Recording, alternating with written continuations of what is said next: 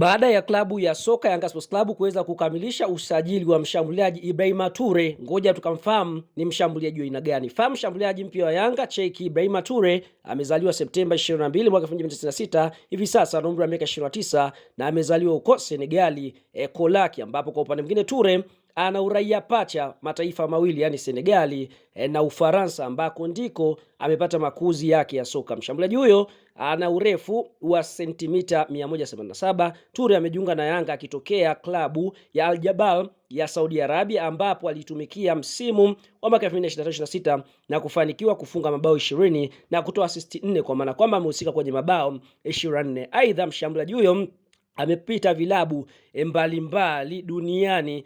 Vile vile alishawahi kuchezea klabu ya soka ya Nantes ya pale nchini Ufaransa. Kwa ni mshambuliaji mzuri Ibrahima Toure ambaye Yanga wameweza kumleta kuelekea msimu mpya wa mashindano 2026-27.